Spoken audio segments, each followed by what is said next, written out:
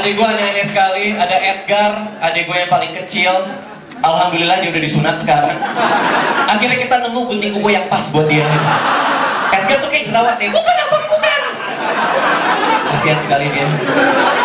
Entah dimanapun dia berada sekarang, gue mudah-mudahan dia selamat. Adik gue Edgar itu kasihan karena dia selalu gue masukin ke buku gue. Kalau nggak ada tau gue penulis juga. Dia sering memasukin ke buku gue. Dari buku 1, 2, 3, 4 gue masukin semua aib tentang dia.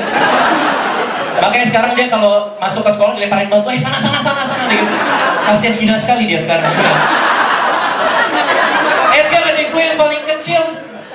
Karena gue anaknya baik sebenarnya. Gue bilang sama dia di buku gue yang terakhir, gue bilang, Edgar, abang lagi nulis buku judulnya Maret Merah Jambu. Ada cerita soal kamu. Boleh nggak abang masukin lagi tentang kamu? Enggak abang, jangan. Terus gue tanya, kenapa Edgar? Sudah cukup abang, sudah cukup. Terus gue ngeliatin, gue ngambil dompet. Kalau abang kasih 10.000 boleh? Boleh abang, boleh. Untungnya harga diri dia murah sekali. Cuma 10.000 perak udah kebeli ya langsung. Kasian. Kasian. Tadinya gue bawa ke Bandung, cuman larangnya masih banyak, jadi gue bilang kayak gitu. Tapi dia enak gaul ya, dia naik sepeda fiksi, dia gaul banget.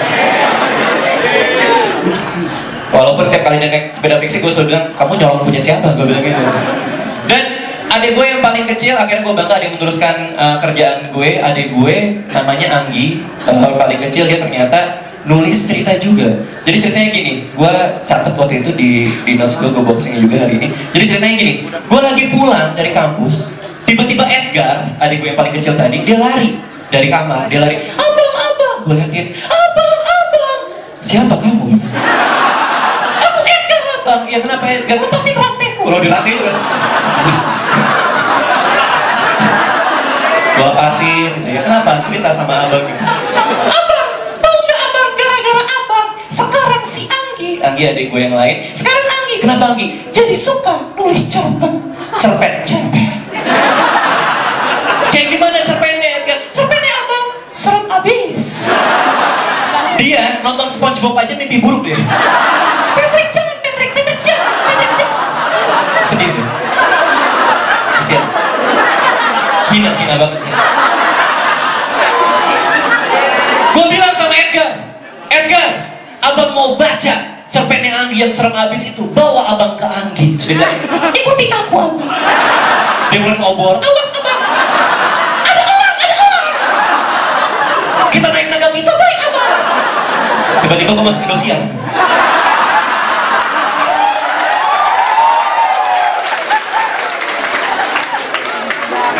Gue pergi sama Edgar, kita turun, naga kita diparkir dekat tangga, kita turun.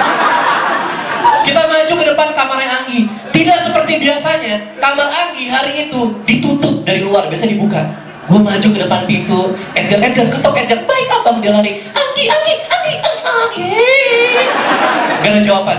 Edgar ketok, Anggi, buka. Terus gue datang, biar abang Edgar, biar abang. Anggi. Gak ada jawaban sama sekali. Anggi, buka sekarang. Gak ada jawaban. Gue bilang, Edgar, sebaiknya kita buka. Abang beneran. Baik abang pegang kaki abang. Baik Edgar, abang juga takut abang pegang kaki Edgar.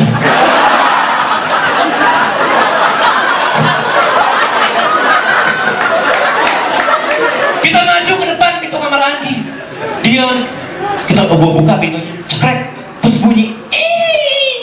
Ada kuda kejepit di belakang.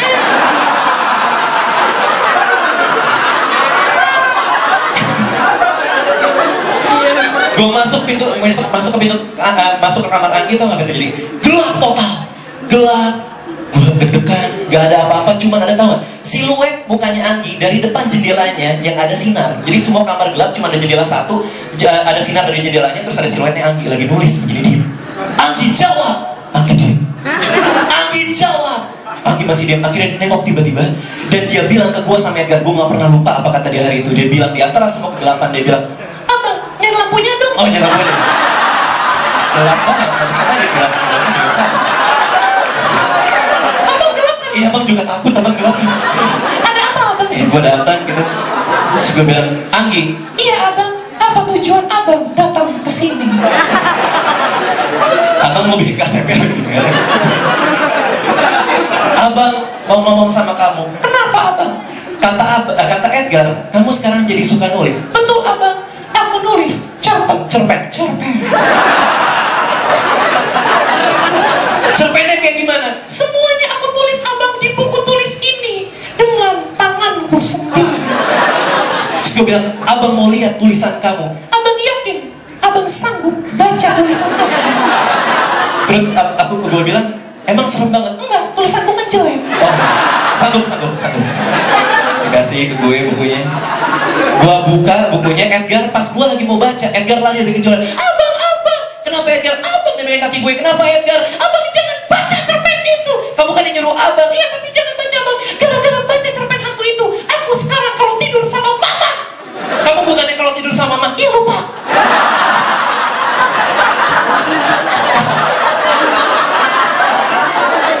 Begini. Gue datang, gue baca cerpennya. Ini gue tulis di sini, gue copy. Mudah-mudahan pada yang punya ilmu lebih, tolong jangan ganggu ya. Kalau ada yang takut gitu, boleh keluar dulu, nggak apa-apa. Ini gue bacain. Gue gemeteran nih mau baca ini cerita suami ini. Judulnya Sekolah Hantu oleh Anggi. Gue lupa nama panjangnya, Anggi aja kita. Sekolah Hantu. Ini tulisan Anggi bener. Dulu di sekolah ini ada seorang anak yang pergi ke gudang dan mati di sana. Depannya serem, udah ada yang mati, walaupun nggak jelas. Ada orang ke gudang mati, tiba-tiba. Ke gudang mati. Mungkin dia pacaran terus mati. Sekarang gudang itu dibongkar menjadi kamar mandi. Kita bisa bayangin setan apapun yang gentayangan di sana dari gudang jadi kamar mandi pasti bete. Ada pocong gentayangan loncat-loncat, ada orang datang, gitu. Kayak kotor bego. Kuntilanak gentayangan rambutnya panjang nih, ada orang datang gitu. Kayak kena rambut bego. Sekarang gudang itu menjadi kamar mandi. Sekarang gudang itu telah dibongkar menjadi kamar mandi. Kring, bunyi bel istirahat. Hai Clara, tahu nggak? Di sekolah ini ada setan yang lu? Kata Juliana. Enggak, itu cuma bohong, kata Clara. Ya udah, terserah kamu. Lalu anak kelas 3 dibenci kelas 2, tamat.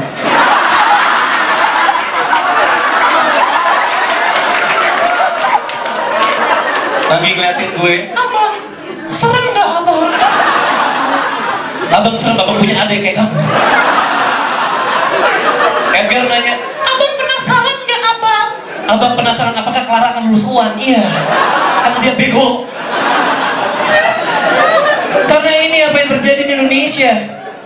Ini seharusnya namanya bukan cerita hantu, bukan sekolah hantu, tapi gosip. Karena ini ceritanya cuma 2 anak SD bergosip. Ini efek dari TV kita, dimana acara gosip dibikin serem. Gue pertama kali nonton silet, gue takut. Pertama kali gue nonton silet, gue nyalain RCTI, tiba-tiba ada suaranya teng neng neng neng neng neng. Ada gambar kertas dibakar silet. Ada kertas dibakar kerosak, habis itu kemarin kebakaran, gak tau juga gue. Tiba-tiba ada cewek, Fanny Rose, belah dadanya sampai bawah, pakai baju hitam-hitam, ngeliat ke kamera, dia bilang, pemirsa. Gara-gara nonton itu, setiap kali gue nonton set, gue beri tempat duduk gue maju ke depan TV, gue bilang, siapa yang disilet? Kenapa? Semua orang terobsesi sama hantu. Pocong udah banyak di mana-mana di film kita. Semuanya orang takut sama hantu. Gue rasa kita nggak perlu takut sama film Indonesia, sama hantu Indonesia. Kenapa? Karena nggak ada yang serem. Suster ngesot dia ambil contoh deh. Kenapa lu takut sama suster ngesot? Dia suster dan dia ngesot. Ya udah. Biarin aja lewat. Kalau ada suster ngesot, liatin aja. Kalau lo lari dikejar suster ngesot, lo bisa lari. Dia cuma bisa ngesot. Ngesot paling setengah senti per jam ya. Kalau ternyata dia ngesotnya lebih cepat daripada lari lo tuh baru belit di lantai. Dengan au.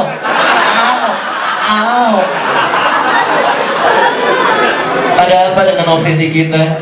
Gue senang ada banyak yang datang hari ini. Mudah-mudahan sebagian dari kalian juga ada follower gue. Walaupun tiap hari yang gue dapet cuma fallback ya. Cumungut ya kakak.